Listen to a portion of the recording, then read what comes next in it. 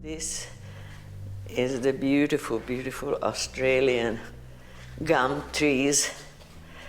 When we first came here, you couldn't see a bare spot. It was just a jungle. And in fact, the last bit of this lounge is hanging over a big, huge rock, and it's cantilevered.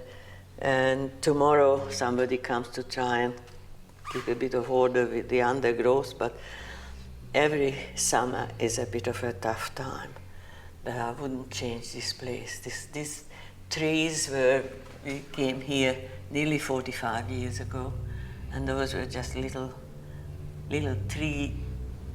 trees, and now they are huge, beautiful, majestic trees. This is a Hungarian picture. I rather like it, and especially rather like to see it from a nice, warm Sydney home. I don't yearn for the snow at all. Peace. I saw it in a shop a couple of years ago, and I said, I would like to have that. If there's no peace, life is a mess. With peace, you can perhaps go better if there are things that are not particularly good. And in peace, a lot of positive things can be achieved.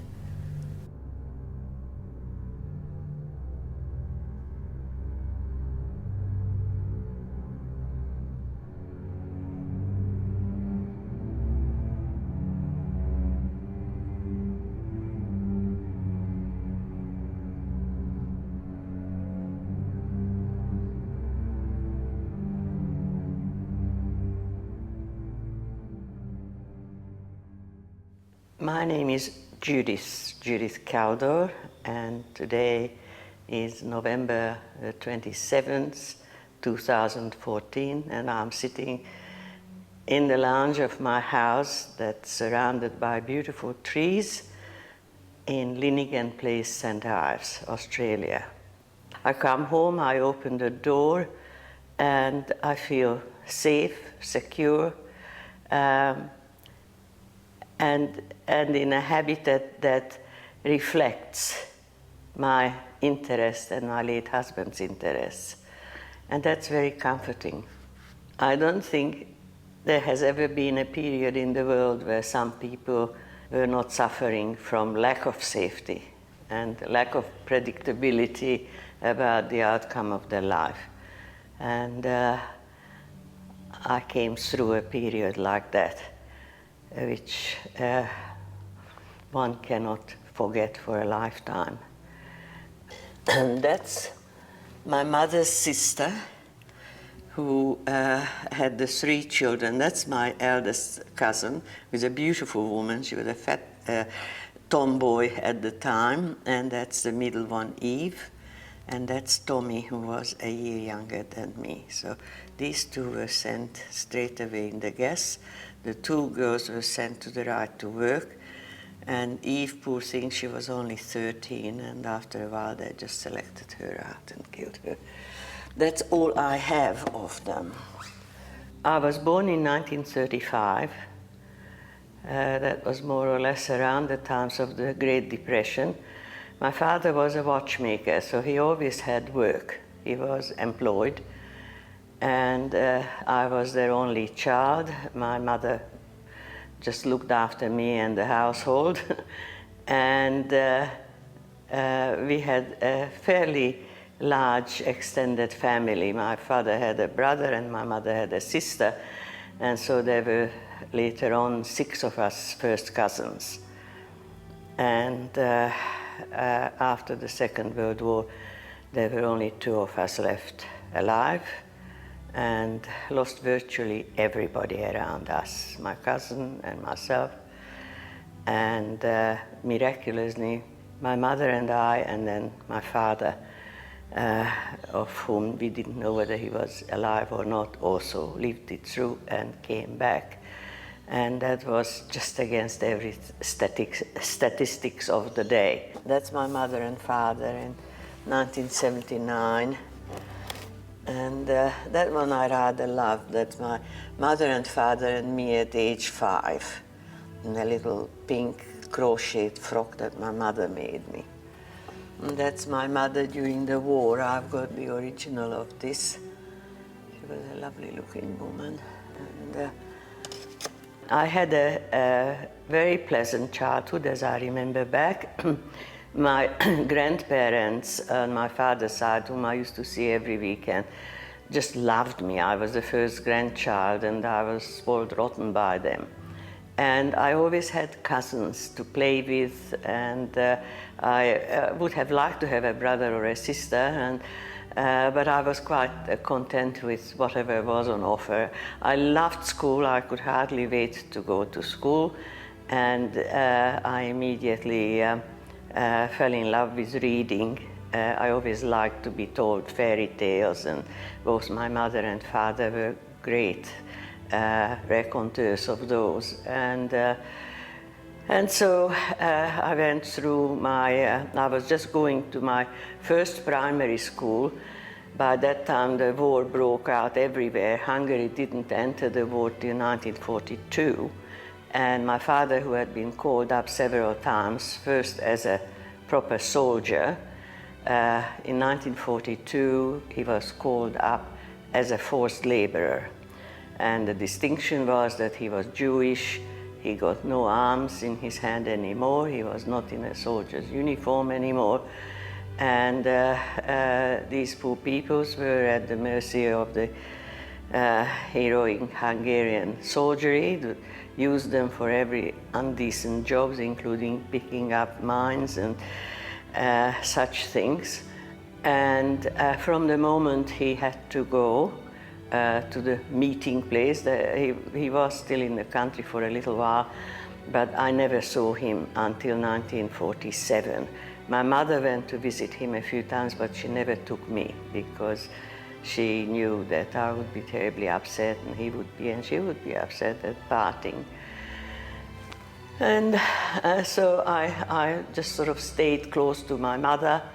I went to a public school, primary school, and I just started my 3rd year in 1944, when on March the 19th, the German army came into Hungary.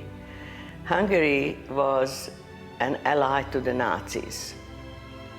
They did not take part in the war, as I said, until 1942. And even before they came, Hitler insisted to the then head of the government to allow the Jewish population to be deported from Hungary. And this man, who has done a lot of bad things, at least he did not agree. And eventually, when the Germans came in 1944, he was threatened and blackmailed that his 2 sons would be attacked or murdered unless he just cleared out. So he was more or less on a house prisoner, and the Germans started to run the country to their own best, the way they knew. They had Eichmann there, of fame of organizing the deportations, and it was systematic and very, very successful. They came in March. By about May, all Jewish citizens were compelled to wear yellow stars made of cloth on their frock or coat, and you were not allowed to cover it. It had to be displayed. And I suppose the fact that I survived is due to many factors, but one of them was that we lived in Budapest, and you can disappear a little bit better in a large city than in the countryside, because from about the middle to the end of June, virtually the country was cleared of Jewish people. The whole treatment with the people went in steps. First, they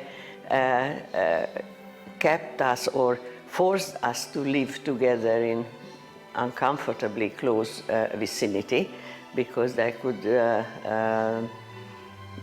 keep an eye on us much better when we were all together.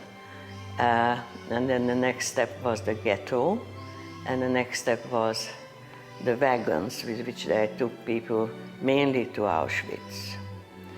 I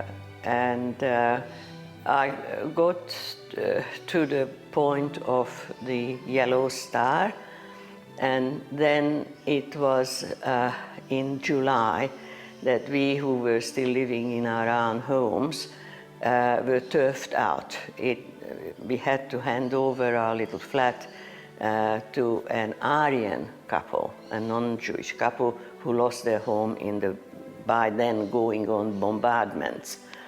And all we were allowed to take was 2 small suitcases, and had to leave everything behind for them. Now, there were several enormous apartment houses that were dedicated to get these Jewish families together, and they were marked by the entrance door having a huge big Star of David on it. We used to call it the Starry Houses. And at that stage, Christian people who also lived there and didn't want to leave their homes could stay there. And so we ended up in one of these places, and with some of my father's very elderly relatives, and the person whose home we went in we never knew before. Now, in the meantime, of course, I had quite a good time. I was 9 years old, and there were a lot of children there. And some people, even not Jews, but the non-Jews, had pets. And, you know, what do you want? You know, when you are a child, you want company and animals and games and playing. And then towards the end of October, the Hungarian Nazis swept off the remaining government of old and took over. And that takeover started off with pogrom-like attacks on these Jews who could not flee from where they were. And this was one of the most horrendous memory I had. We all had to go down in the courtyard. This house was storage space for beer firms, and so it had enormous courtyard because they had to have the horses and the carts with which they used to carry the beer barrels. And so the whole lot of us were just sort of standing there waiting. We had to have our hands up, and they took off my mother's wedding ring and just pulled it off. And then we had to go out onto the street, and it was a corner block. And on one side, they stood up against the wall and facing the wall. So it wasn't, we weren't positioned there just to have a little chat. They were ready to kill us. And my mother was holding me to herself, trying to cover me with her own body. And I was praying loudly. In those days, I was very religious. And interestingly, the other day, I told this story to someone who hasn't heard it. And I said, and I was praying very loudly, and then suddenly an air raid came, and it sounded as if fate and the higher path sent an air raid to disturb these people. But that was one of the things that can happen. And they couldn't care less about our fate, that they were afraid for their own. So everybody was set back into the courtyard, and then everybody went back to their little hall.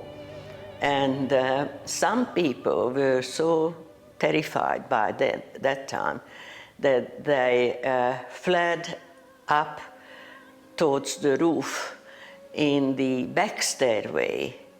They were in every big houses, and I went with them. And I think my panic was so strong that I didn't look around, and my mother was not with me. And I'm going to say a few dreadful things here, but I still remember them, and I just have to tell. As we got to the top of the stairs, there would have been the door of going under the roof of the house, where they used to use in winter to hang clothing. And there was a sort of a little straight space in front of it, and we all crouched down or sat down on the concrete. And I still remember there was a young man sitting on the top stairs, and he was cutting his wrist. He was a Jewish forced laborer who either legally or illegally managed to get to his parents, and he decided to kill himself rather than allow himself to fall into the hands of the Nazis. And eventually he threw himself down, and underneath the end of the stairway was the metal structure of the cover of the cellar entry. And as it turned out, he fell on that and was probably broken several pieces, but he was taken into hospital and he survived the war. But that wasn't a charming sight for a child, and the fear made me run to the loo every minute almost. And one woman, poor thing, she fled in her apron, with her apron on. She got her apron into a bunch into the corner, and she told everyone to do their business onto the cloth, so as not to make the noise available for anyone that there is somebody up there. And then the end was that I heard my mother calling my name. She was terrified, didn't know where the heck I was. And by that time, these so-and-sos got away, and that was the end of that little episode. But it was enough for my mother to make up her mind then and there that we can't stay here anymore. The trauma that we all suffered from, including myself, gave me a great feeling of wanting to get away. And my mother heard it on the grapevine that an instrumentality that used to belong to the Jewish community, it was a school for deaf and dumb children. That building was so-called protected by some of the neutral powers like Sweden and Switzerland, and that there are Jewish people who have taken refuge there. And so I still don't remember how, because of course they used to lock the doors to the house fairly early. I mean, Jews were allowed out of that house normally between, I think, 10 or 11 till 3. And that was it, then you had to be in. But because there were not only Jews there, it was probably a bit lax, because we slipped out. And we had hardly anything with us, needless to say. And it was October and early dark, and in the darkness we went on foot. We knew where the place was. It was a fairly long walk, and it was in a garden suburb, and we got to this building and we were allowed in, and my mother immediately found some friends who were also there, and incredible number of children, some with a mother, some without anybody. there were a few young men who fled as forced laborers, and they were taking refuge there too. There was a certain amount of organization there, and my mother the next day joined the volunteers to do washing up and cooking and doing things. I still don't know how they organized that whole business, but we stayed there for 3 weeks. I remember that. The conditions were very minimal. The only good thing was that nobody hurt us. But I still remember that we had a fairly narrow mattress on the floor, and 4 of us slept on it. And somebody turned, everybody had to turn. But we were amongst our own kind, and people, children take things in their stride, especially if a mother is with a child. The security is mom, and that's that, and she always was. And then one not so nice sunny day in November, the Arrow Cross members absolutely attacked the building. There was no more protection from Swiss or Swedish or anything, and the whole load of us were sent out on the street and taken to a sports oval. And at the oval, they started selecting the people. There were no young men except a few from that lot, but mainly it was women, children, and elderly. And my mother was, I was 9, and I think she was 36. So she was definitely not elderly, and she was sent to one side, and I was sent with the other children and elderly people. And so there I was on my own. I still remember talking to a Hungarian policeman, and I still have that photo of my father from the days when he had a military outfit on, and I was showing it to the policeman that here is my father, who is a heroic fighter in the Hungarian army. And while I was carrying on, my mother, we all looked a bit bedraggled, to say the least. She had a kerchief on her hair, and she sort of pulled it into her face a bit and started to just do little steps towards our lot. And eventually she arrived next to me. And so she was in danger of doing this. Most of the people who looked after us were young teenage boys with their guns, and they were on top of the world because they were in charge of people and their life, and they could do everything and anything they wanted to. And eventually, towards the sunset, we were started to go in a row, as it turned out, towards the ghetto, which was a fairly long walk too. And these guys several times used to shout that if one steps out, I'll shoot 15. And nobody stepped out. We were going, and we got to, actually the ghetto has taken up a fairly large block of inner Budapest. And so it had several streets going in there. And we got to one of the entrances, and what we saw was a contraption of a timber barricade with which the whole street was closed off, and it had an opening for a gate in the middle.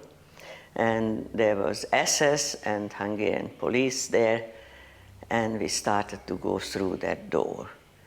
And I started to get hysterical. And I said to my mother, we must not stay here. They are going to kill us here. They are going to, I kept on saying that they are going to put us on fire. And as it turned out later on, they wanted to mine the ghetto and blow it, but they didn't have time. And anyway, my mother was taking it all in, and she said, look, I still, even, especially now that I'm old and think back and try to analyze how she could do what she did. So against everything she was in her behavior towards me all my then young life, because she would never let my hand go. And she said, look, I can do nothing right now, she said, but you might be able to get out and go to Aunt Elizabeth. Now, Aunt Elizabeth was a Christian woman who worked as a housekeeper to a widower, a fairly well-off Hungarian nobleman who was very decent. He was half British origin, and by the time these things happened, he was under suspicion by the Germans, and he had to mind his P's and Q's. This woman, this housekeeper, used to see my mother in earlier days, always going around with me, and the times when Jews could not get any butter anymore, any cream anymore, any eggs anymore. We used to go home and find little parcels on our doorstep. It was this woman. And she said once to my mother that if things are very bad, you know, just she will see what she can do for us. And so she sent me to Aunt Elizabeth. And according to my mother, she hardly uttered these words, and I disappeared. And I knew my way around, and in fact I went out to the neighboring boulevard from which the street we lived in before was opening. And when I got to the end of the street, there were again the SS on that side and the Hungarian policeman on the other side. And I went by the policeman, I said something to him, hello or good day or whatever else, and he didn't even look at me. I mean, he would have thought that a 9-year-old child would just walk out of a ghetto. And obviously there were some non-Jewish people still in some of the places. In any case, nobody stopped me. Sorry, Judith, I mean, this is a remarkable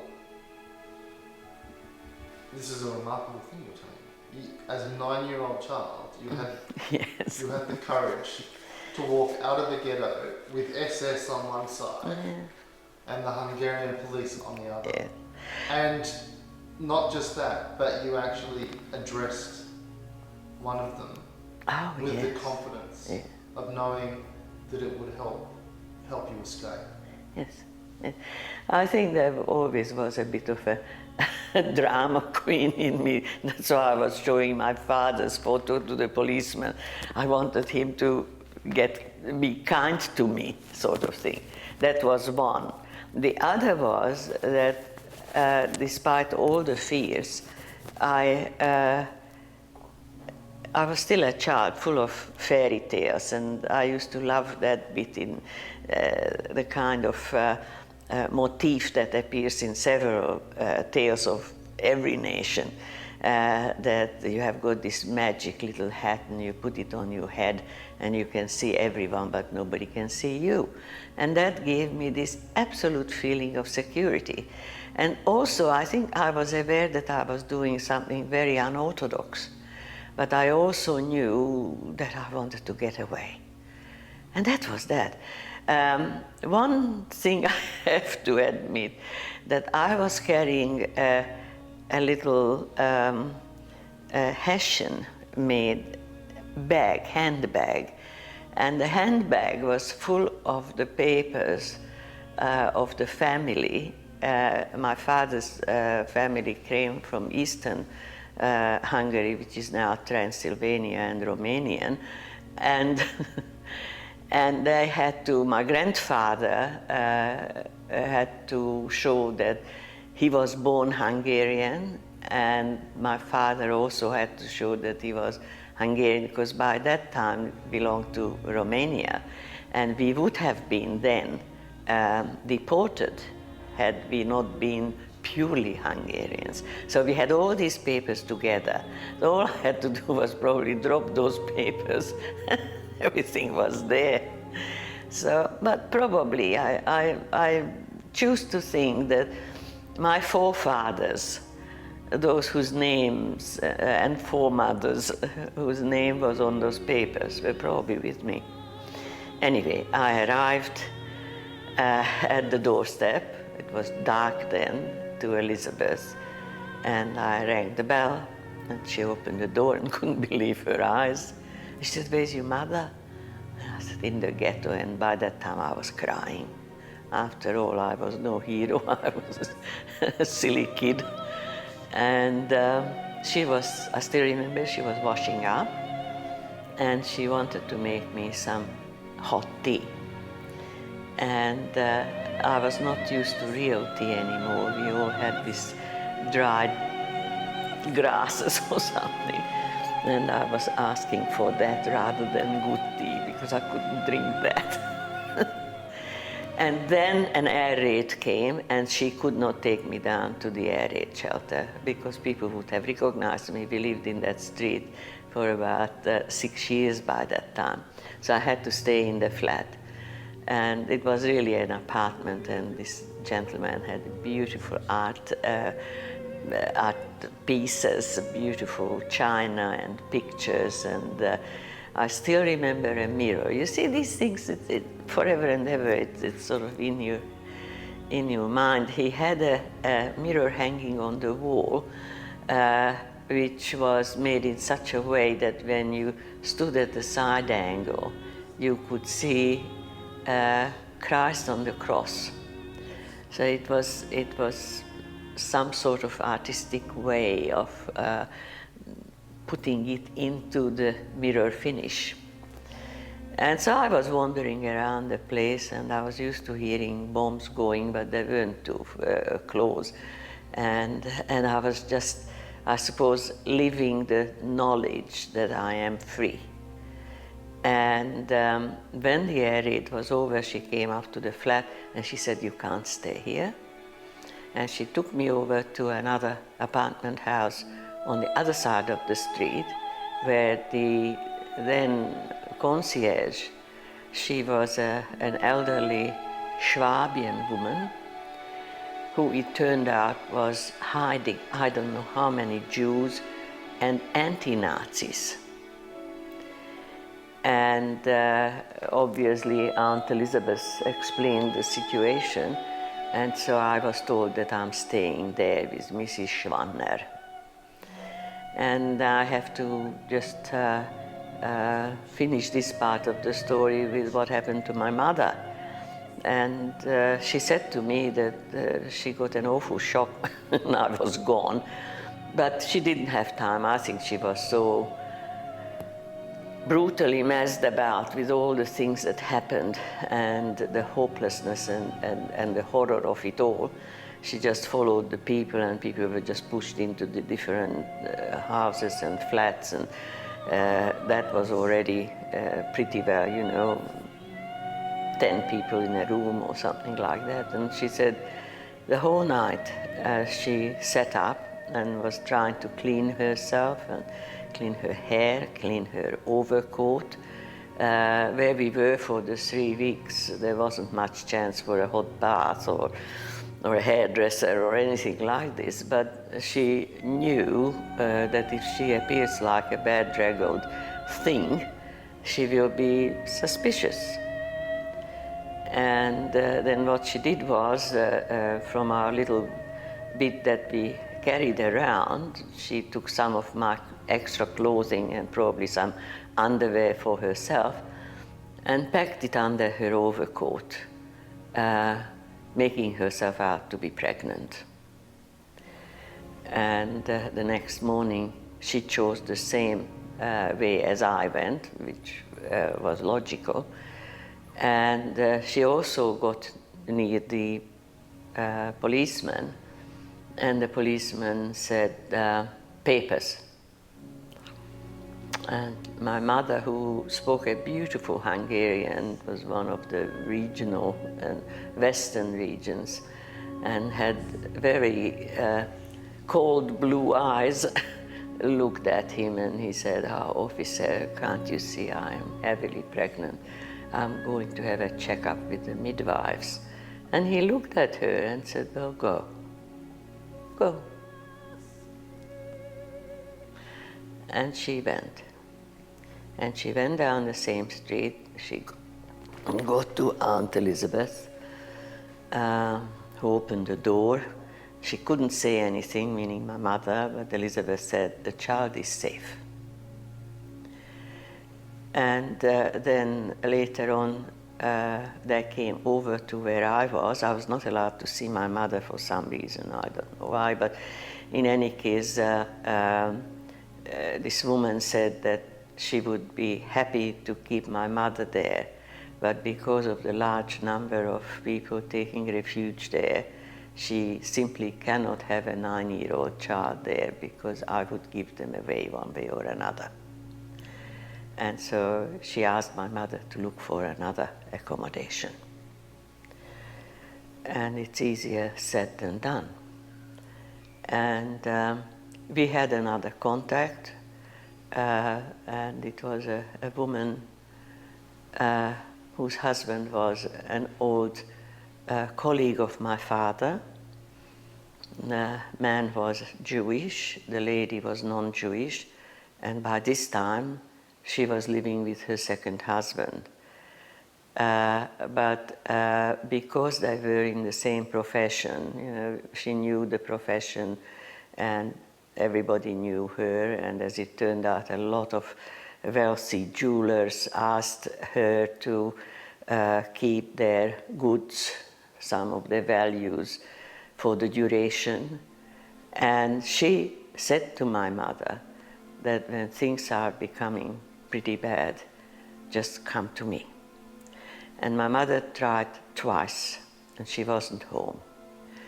And what my mother was doing, I have very little idea about. I know that she was hiding in cellars and things, and she was trying during the day to queue up and get some visa or passport or something from the Swedish and the Swiss and the other neutral countries' offices.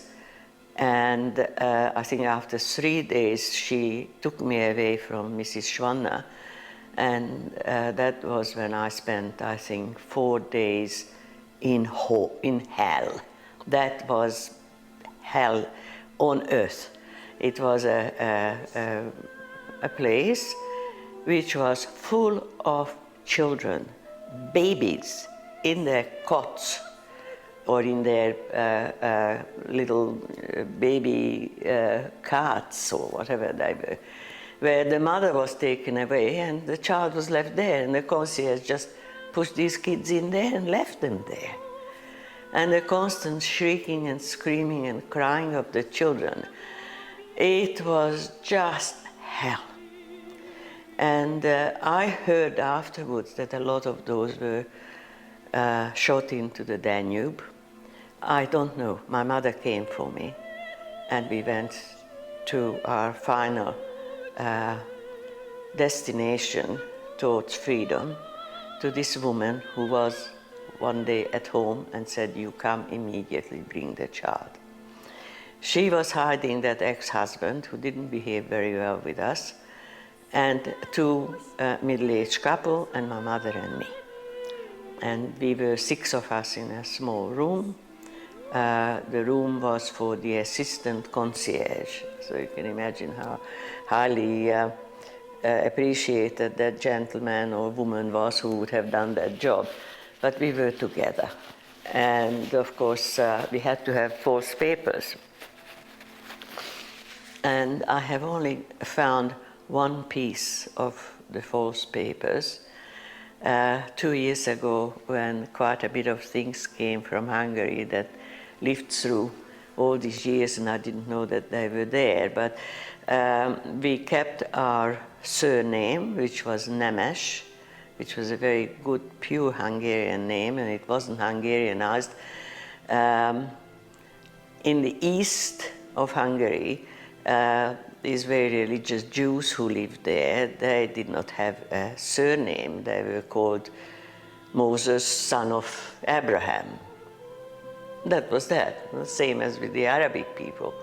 And when Maria Theresia came on the throne, the empress wanted to have the first census. And you had to have a name then.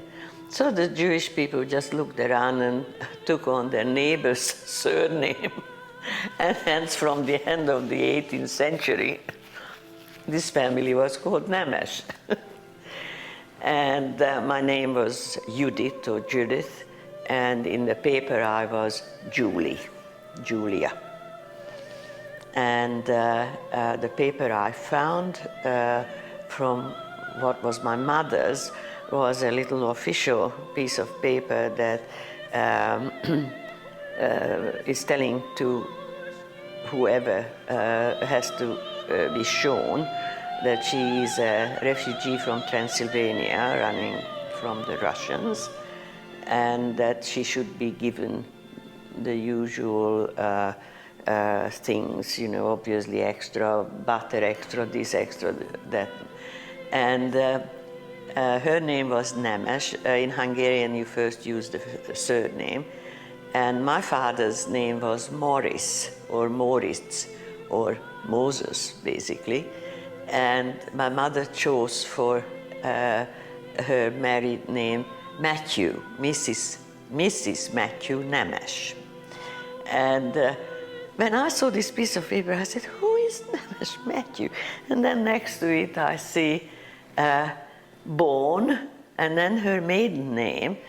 My mother's maiden surname was Deutsch, which is German, and she was Elizabeth.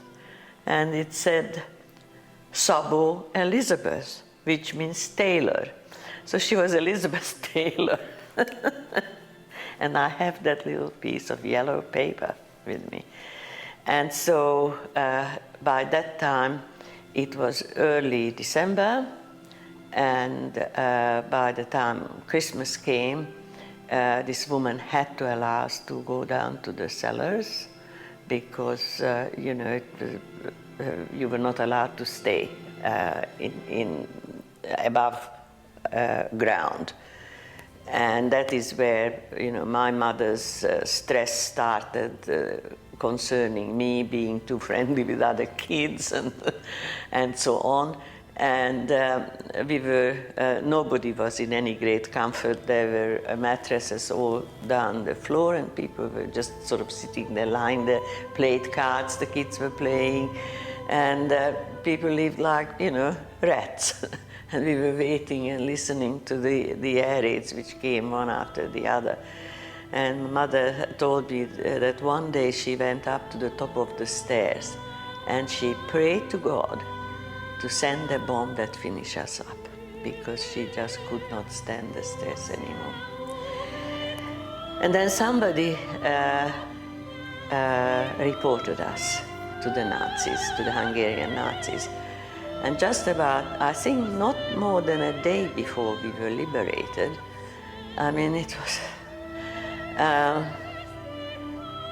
a group of these bastards appeared. And they straight away made their way to our group, who were all sort of having our mattresses together. I wasn't there, I was in the kitchen, the other end of the cellars. And so all I know is what my mother told me that happened. I realized that there were these Hungarian Nazis there, so I kept away. And one gentleman amongst us had a heart condition, and he was always lying in bed. So they went to him, asked his name, he said his name that was in his paper. Then they asked where he was born, and he said the real place and not what was in the paper. Then they asked him what religion he was, and he said Protestant. So they asked him what is on top of a Protestant church's spire. He said, I don't know. Then they asked 2 or 3 questions, and I said, suspicious, take him up. Well, that would have been the end of us. And this woman who hid us was a fantastic actress. And she approached these people and said, "Oh, brothers, please, don't do anything right now. You see, the place is full of children. They have been traumatized by all these days of bombing and everything else, and this gentleman is epileptic. If she has a fit, the children will be just beside themselves. Why don't you sit down?" And started to ply them with grog. And they got well and truly drunk. And eventually staggered away saying that we will be back tomorrow. And there was no tomorrow for them, I hope, because we didn't see them. My mother used to talk to me about the Russians, and that the Russians coming will mean our freedom. Not because the Russians were coming to liberate us, but as a byproduct. We are looking for people who are going to end this horror that we are living in. And she even taught me the International to sing. And she had a sort of social democrat outlook. And at one stage, I think she subscribed to the daily paper well before the war, and my father was very much against it. But in certain things, my mother had her choices. In any case, the next day, it was same day as before, except that we heard noises and voices coming down the steps of the cellar, which were parallel with the wall, side wall of the cellar, so we didn't see the person until they appeared at the doorway. And there was somebody who was, I think, Polish origin in the cellars, and she could understand Russian. And she said, "Russians are coming." And of course, the good Hungarians were all, the children were taught that the Russians are devils incarnate, and they have got things growing out of their forehead and two heads, and they drink children's blood and all the rest of this lovely propaganda, And all I just heard was that the Russians are coming. And I stood at the edge of my mattress, and the first chap appeared, and he came with a living torch.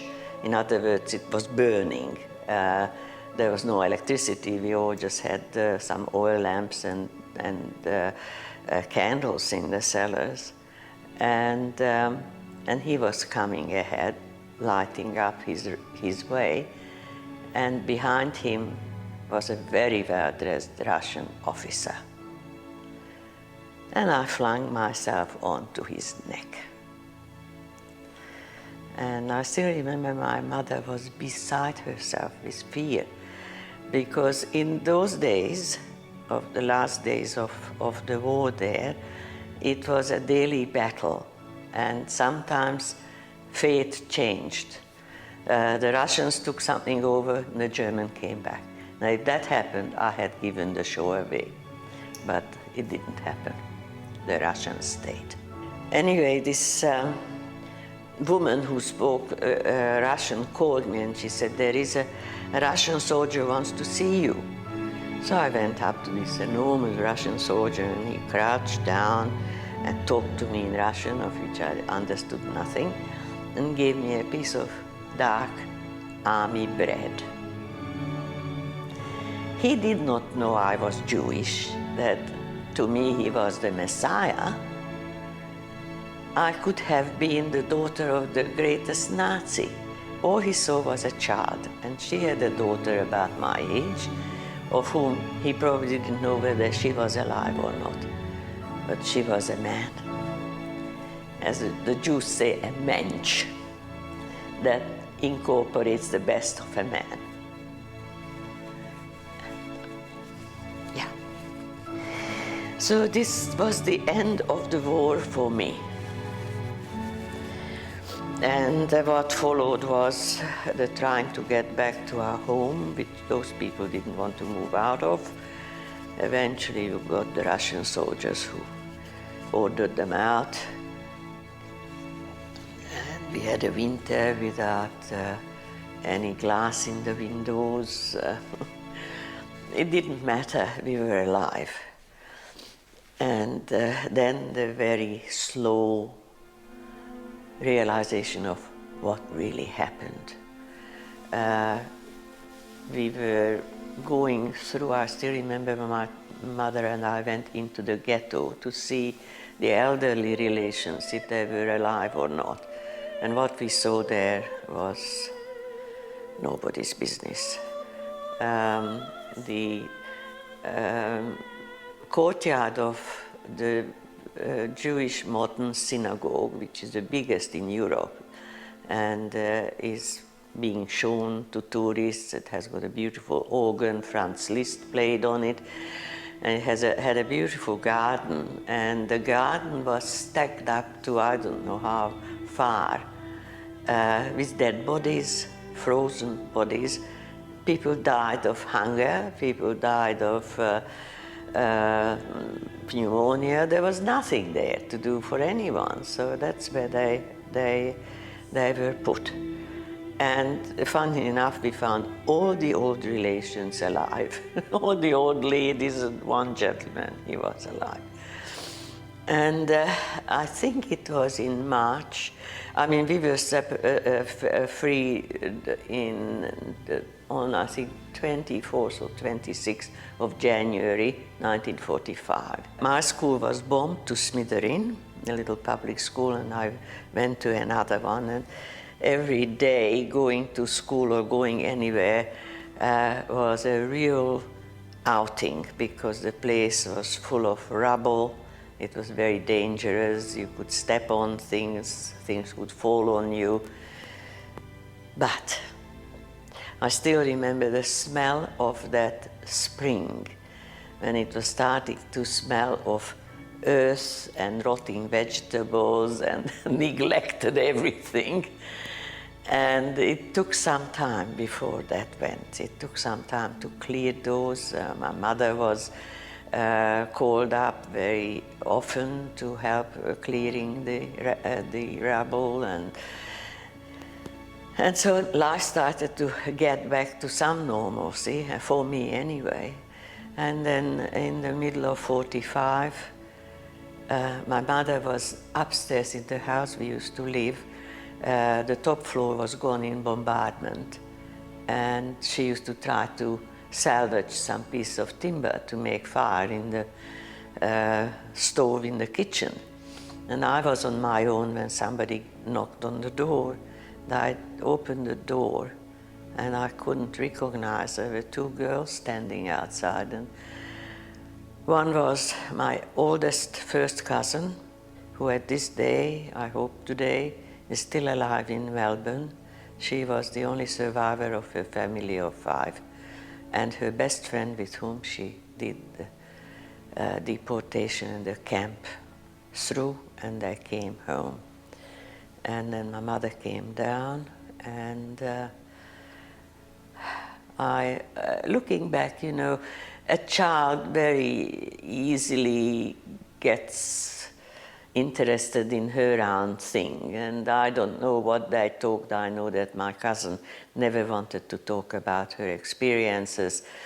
I remember my mother finding some photos of the family, and when she saw it, she threw herself down onto the floor and screamed. And this one was my mother's favorite cousin.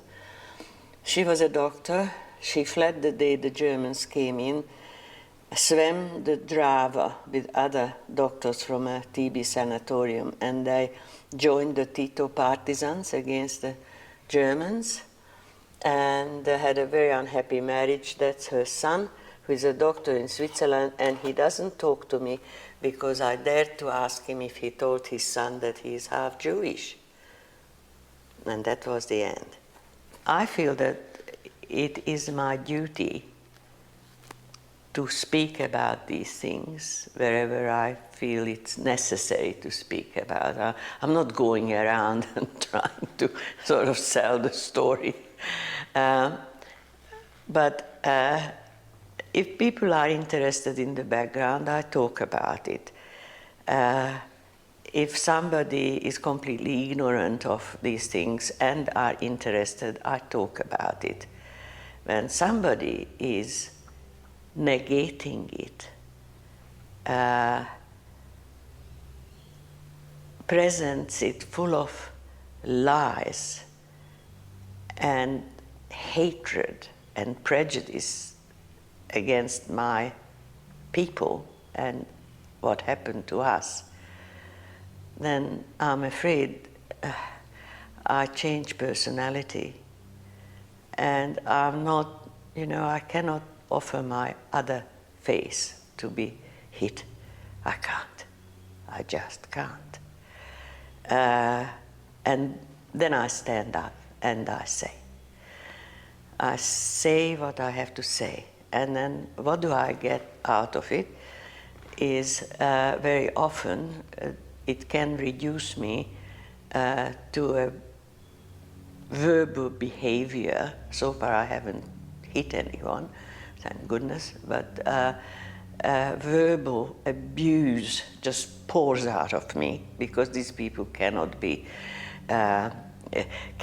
convinced. They don't want to listen, they don't want to hear, they only want to spread their poison. And the anger and the bitterness that I have, and I have it. And today, unfortunately, very much so, when there's anti-Semitism here, Europe is just reeling. People who probably never saw a Jew in their life, they loathe us.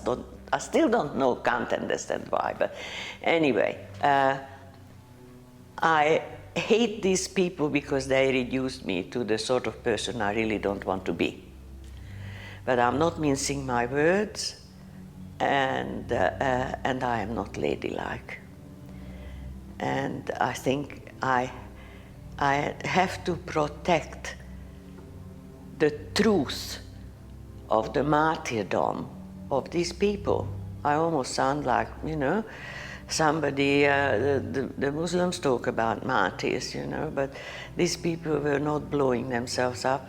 They were blown up, they were gassed, they were murdered, and by civilized, in italics, people.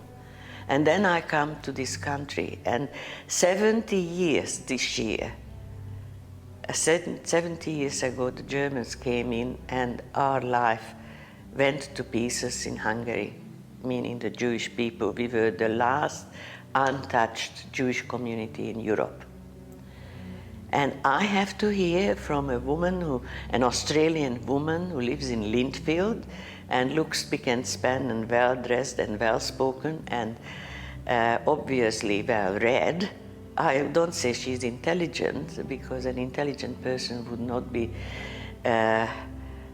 giving voice to the kind of bilge that she does. I have to listen to that. Then I have to think, that probably a large number of people think the same way as she does, but I don't hear it. Once somebody says it aloud in front of me, I have to do something. So what can an old woman do? Open her mouth and answers back. And that's all I can do. And then the rest has to be handed over to someone who is greater than I am.